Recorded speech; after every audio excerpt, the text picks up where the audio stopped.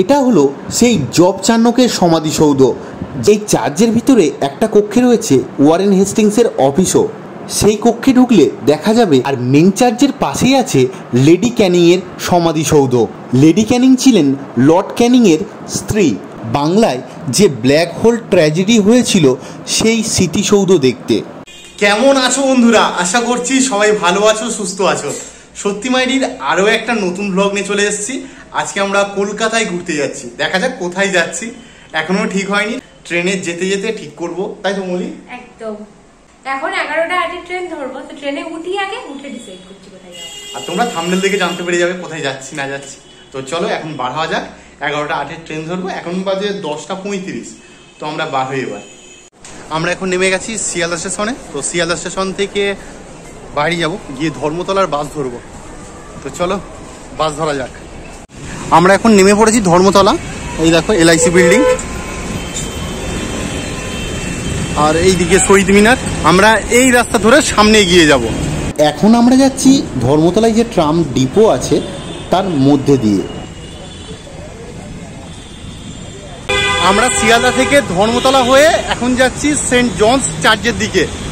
আর তোমরা এখানে আসতে পারো বউবাজার থেকে বাস ধরে, যেটা গ্রেট ইস্টার্ন স্টপেজ আছে, সেই স্টপেজের নামলে তার উল্টো দিকের রাস্তা। তো রাস্তাটা আমি দেখিয়ে দিচ্ছি। আমরা একটু অন্যদিকে যাওয়ার কথা ছিল, তো আজকে এই দিকে যাচ্ছি। চলো যাওয়া যাক। আমার বাঁ দিকে আছে রাজভবন। তো রাজভবনের পাশ থেকে আমরা হেঁটে হেঁটে যাচ্ছি। এটা হলো গ্রেট ইস্টার্ন যে স্টপেজ আছে, বাস স্টপেজ আছে, সেখান থেকে এই রাস্তা ধরে সোজা যাবে। তো চলো আমরা যাচ্ছি পুরো রাজভবনের পাশ থেকে। এটা হলো রাজভবনের সামনেটা। আমরা রাজভবনের সামনে থেকে এই রাস্তা হেঁটে যাব। আমরা চলে এসেছি সেন্ট জনস চার্চ। এটা হলো হেরিটেজ ভবন, ইনকাম ট্যাক্স ডিপার্টমেন্ট, মানে পশ্চিমবঙ্গ সরকারের আয়কর বিভাগ। আর আমরা যাব ওই পাটটা চার্চের ভিতরে। তো চলো যাওয়া যাক। আমরা এবার চলে এলাম চার্চের একদম সামনে। চার্চের সামনে একটি বোর্ড দেওয়া রয়েছে যেখানে চার্চের টাইমিং আছে। তোমরা ভিডিওটা পজ করে দেখে নিতে পারো। এই চার্চের প্রবেশ মূল্য 10 টাকা পার হেড। যেহেতু আমরা দুজন গিয়েছিলাম সেই জন্য আমাদের 20 টাকা স্লিপ দিয়েছিল। আমাদের টিকিট কাটা হয়ে গেছে, এবার আমরা চার্চের দিকে প্রবেশ করব। ভিডিও শুরুতে বলে রাখি, এটা শুধু চার্চ নয়, এর ভিতরে রয়েছে বিশিষ্ট লোকেদের সমাধি। আর এই চার্চটি প্রায় 250 বছরেরও বেশি পুরনো। কলকাতার এই চার্চের চূড়াটি বিশেষভাবে বানানো। এই যে আর্কিটেকচারটা আছে, এটার নাম হলো গথিক আর্কিটেকচার স্টাইল। ব্রিটিশ সময়কালে অনেক বিল্ডিং এই আর্কিটেকচার অনুযায়ী বানানো হতো। এই চার্চটি দেখতে অসম্ভব সুন্দর, চারিদিকে বাগান দিয়ে ঘেরা।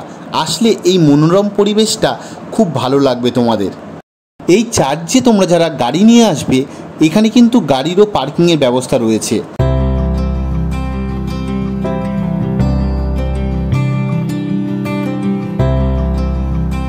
এই চার্চটি দেখতে অপূর্ব হলে কি হবে, একটি দুঃখর ঘটনা রয়েছে এই চার্চের সাথে জড়িত। আমাদের বাংলার গৌড় রাজবংশের যে ধ্বংসাবশেষ পাওয়া গিয়েছিল, সেখান থেকে যে পাথরগুলো পাওয়া গিয়েছিল, সেই পাথর দ্বারা এই চার্চটি নির্মিত।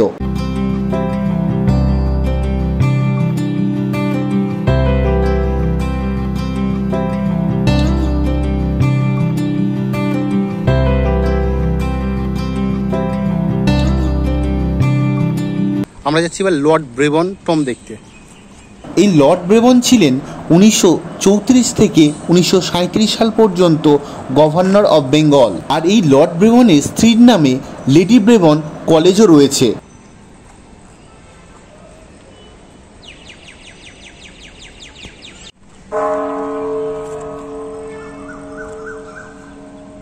এবার আমরা দেখতে যাচ্ছি বাংলায় যে ব্ল্যাক হোল ট্র্যাজেডি হয়েছিল সেই স্মৃতিসৌধ দেখতে।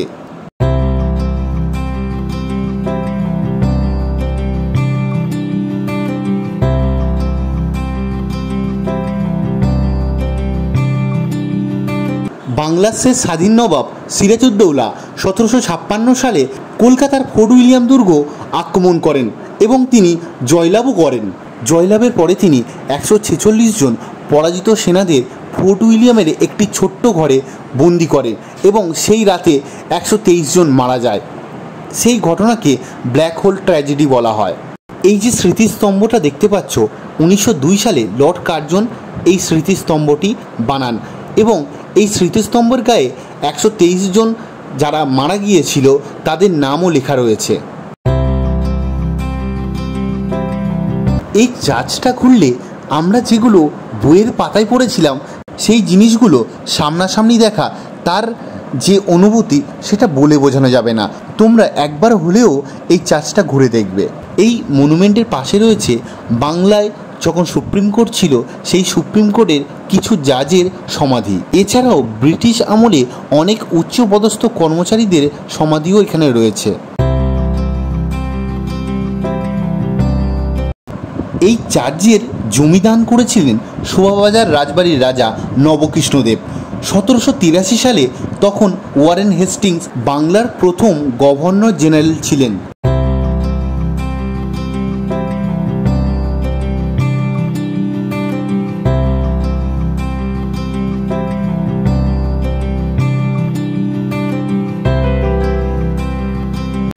এদিকে রয়েছে আরও একটি স্মৃতিসৌধ, আর তার গায়ে ইংরেজ অফিসারদের নাম লেখা রয়েছে।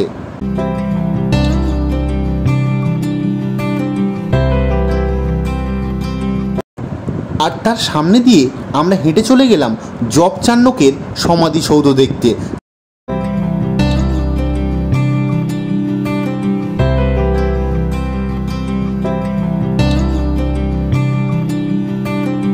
এটা হলো সেই জব চান্নকের সমাধিসৌধ, যিনি ছিলেন ইস্ট ইন্ডিয়া কোম্পানির একজন দক্ষ আধিকারিক। ওনার কবরের সামনেই রয়েছে বিভিন্ন পাথরের গায়ে খোদাই করা কিছু লেখা, সেগুলো আবহাওয়া পরিবর্তনের সাথে সাথে অনেকটা মুছে গেছে।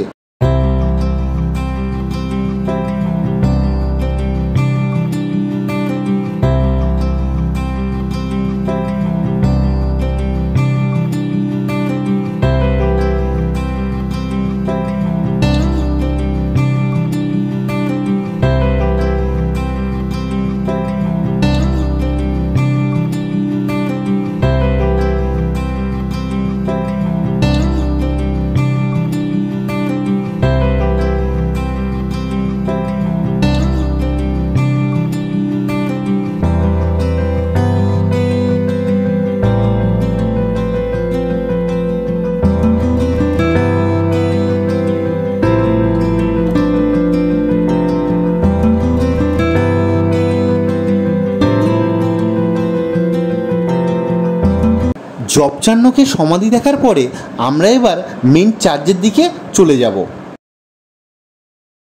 আর মেন চার্চের পাশেই আছে লেডি ক্যানিংয়ের সমাধিসৌধ।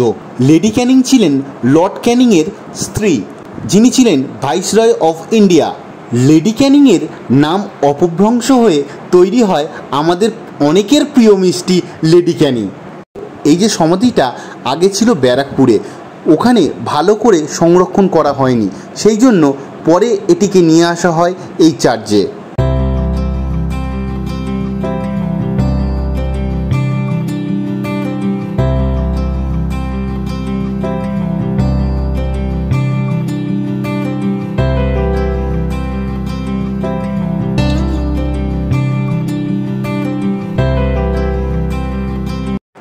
ঘুরতে ঘুরতে আমরা এসে পৌঁছালাম একদম চার্চের মেন দরজার সামনে।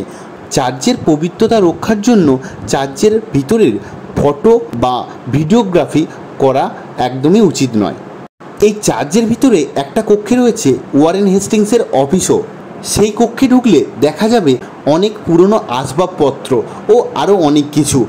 সাথে রয়েছে লর্ড হেস্টিংসের ব্যবহৃত চেয়ার, যেটা ভালোভাবে সংরক্ষণ করা।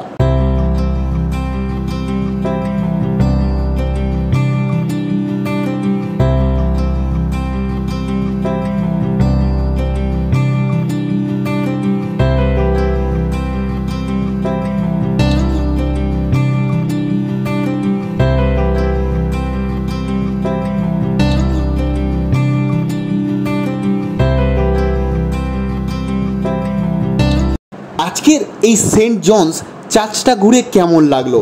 যদি ভালো লেগে থাকে তাহলে একটি লাইক করে শেয়ার করে দাও, আর পাশে থাকার জন্যে অতি অবশ্যই সাবস্ক্রাইব করে দাও।